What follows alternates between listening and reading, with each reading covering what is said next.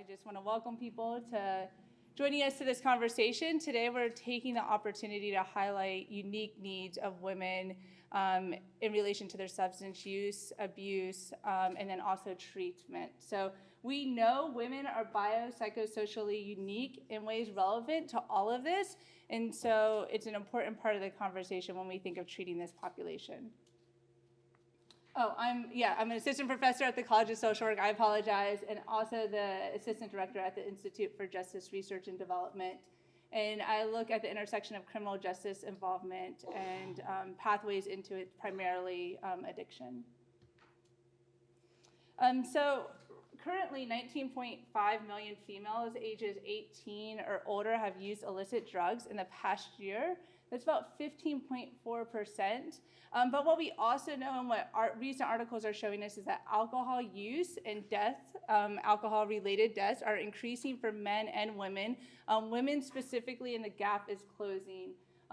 Each year, over 200,000 women die as a result of alcohol and drug addiction. Again, as Captain King was saying, these are human lives that we're losing every single year. And while some trends are showing to be helpful, like Narcan, do you want me to scoot over? Okay. I'm not as tall as everybody else, is what I was just told. Even with heels, I'm at a disadvantage, so I apologize.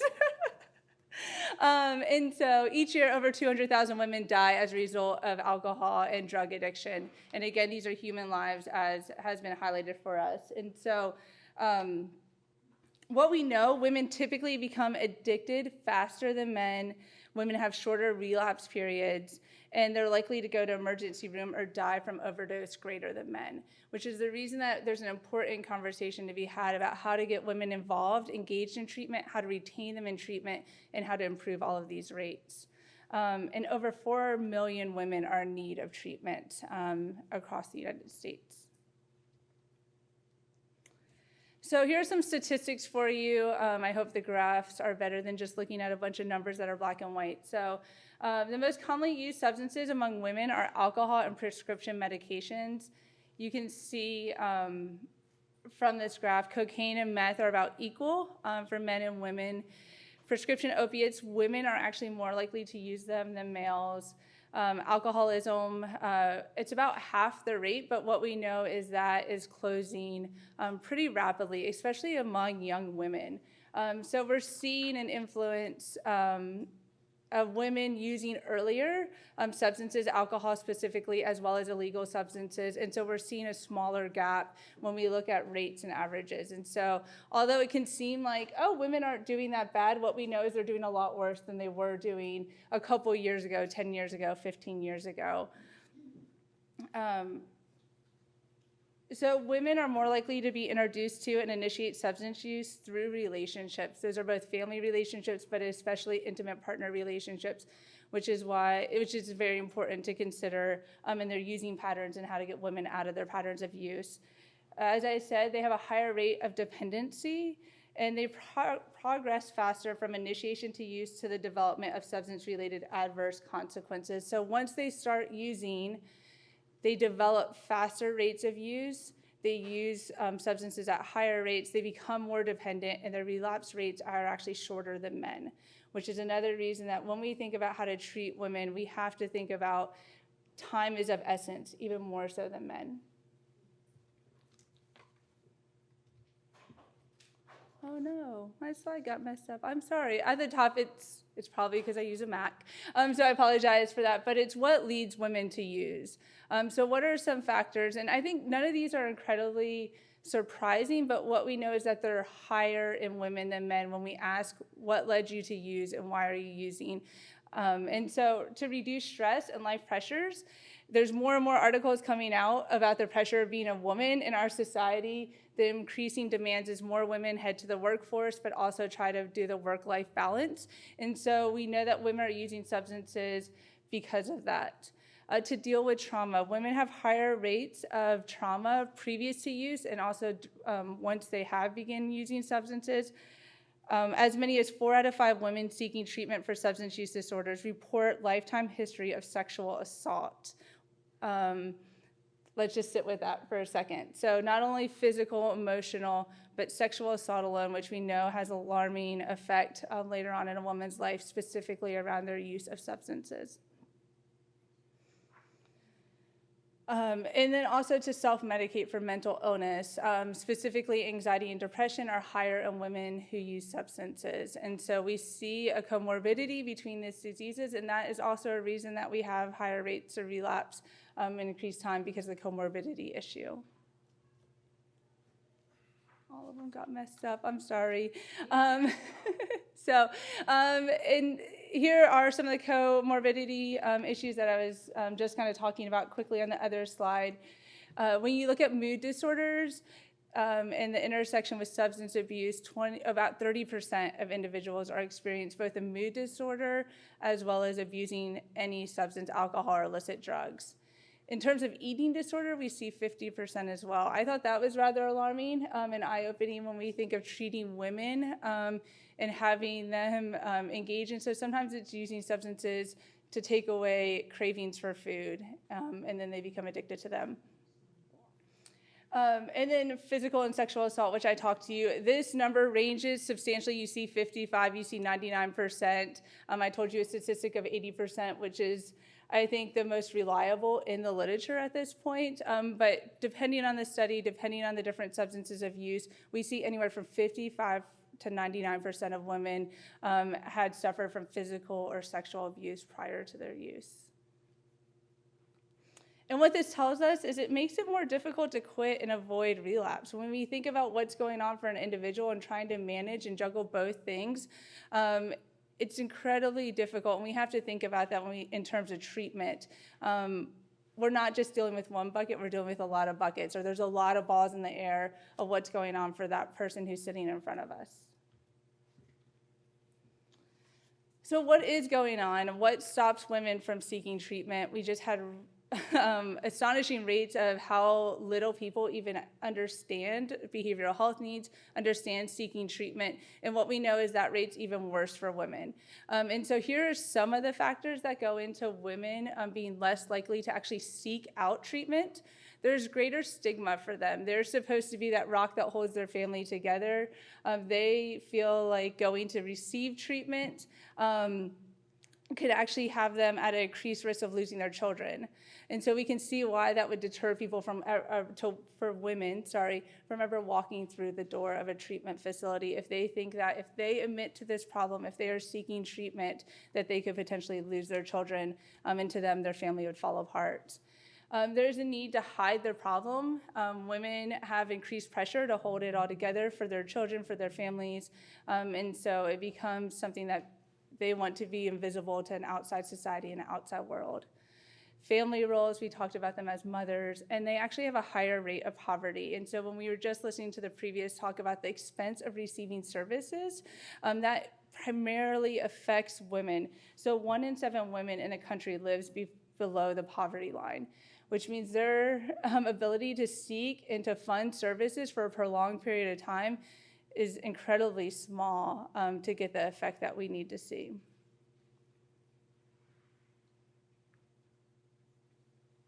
So what are some things we can do to help women seek services?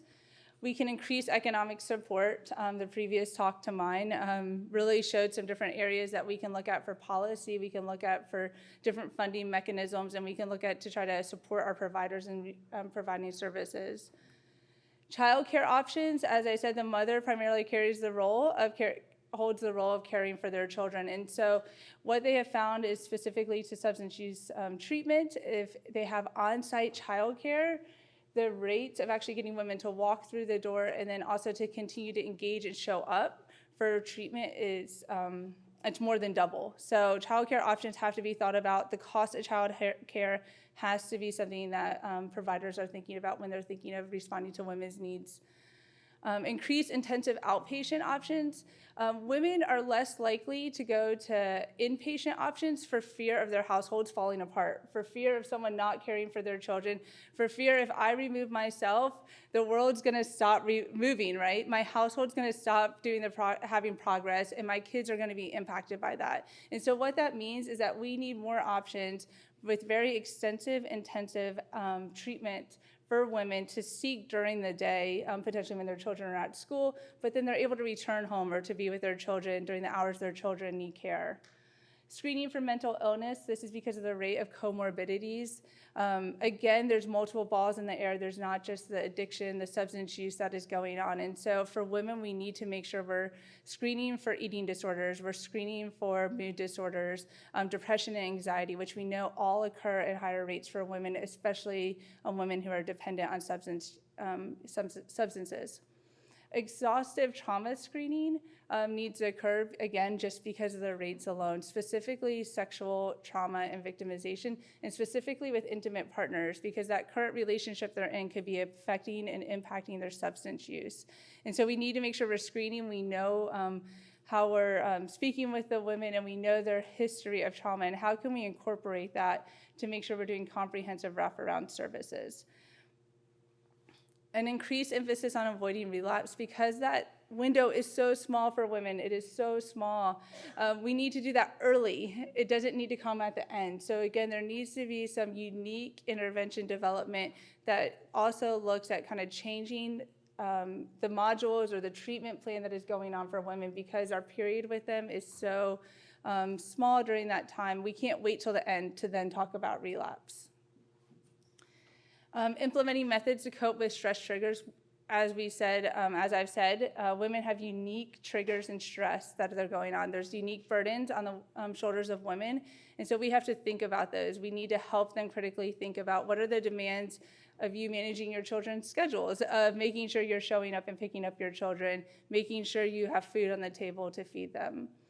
And then lastly, relationship management. And this is important because intimate partner violence is pervasive in women who abuse substances, and so we have to think about how are they managing that current relationship with that partner. And even if it's not with that partner, there's typically a historical relationship that might be a trigger for them. And so now I wanted to take this opportunity to highlight some subpopulations when we think of women and we think of their substance use disorder. And as Ellen spoke about, we're doing some unique work in a couple of these areas, as well as I'm sure some people in the audience are also. So pregnant and postnatal women, this is becoming a topic, especially around opioid addiction. We're seeing more children who are born addicted to substances than we have ever before. And so this is a subpopulation that needs increased attention and awareness brought to, because it's not only affecting the women, but it's affecting young children. And what we also know is it's affecting parenting. So we can think of how hard it is parenting a newborn. I'm sure a lot of us have been there ourselves. It's incredibly difficult, but especially for an addicted mother who's also trying to fight that addiction. We also know during this time that mothers typically step out of receiving treatment, but it's a point of high stress for women, and so that also means high stress means what? Probably increased substance use. And so it's a time where we actually need women involved in treatment, engaging in treatment more and more. So I think we can understand why we need to focus to see what can get women in treatment, what treatment is appropriate, and not only helping the mother, but also helping the children that they're caring for. Another subpopulation is the homeless population. So out of homeless families, 2/3 of those are headed by single women with children. So on any given night in our homeless shelters, and when we look at homeless families, 2/3 of those are women with children. Again, this isn't only impacting one person, but what we see is a whole family unit being impacted, and not only a family, but communities are being impacted by this. And so that makes up 21% of the total homeless population. So almost a quarter of our homeless population are single mothers leading households of children. So again, these women are carrying a burden. They're trying to find a safe place to lay their heads, to have their children lay their heads, but they're also dealing with addiction. And so this is a population that we have a proposal out to SAMHSA currently to look at a pretty comprehensive trauma-based substance use disorder treatment to help address and help women find the support they need to remove themselves from their addiction, but also to have sustainability in their communities. The third population is criminal justice involved women. So incarcerated women in treatment are significantly more likely than incarcerated men to have severe substance abuse histories, co-occurring mental disorders, and high rates of past treatment for both of those things, mental health and substance use disorder.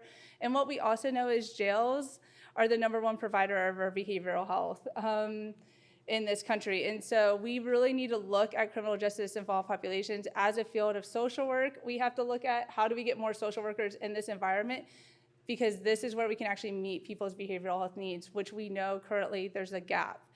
In the prisons here in Florida, 90% of people who need substance use disorder do not receive it before they're released back into their communities. The 10% that are receiving the services, they're not always the appropriate services based on the need. And that's a capacity issue, that's a funding issue. And so as people who want to address this issue and stand up and advocate for populations who have behavioral health needs, we need to look into being in our prisons and jails and how we can use that opportunity to respond to the needs of women specifically, but also men, sorry. And then the rural population. There are unique uses of substances and in the rural population, but what we also know is they're lower on service providers, right? That's not astonishing to anybody.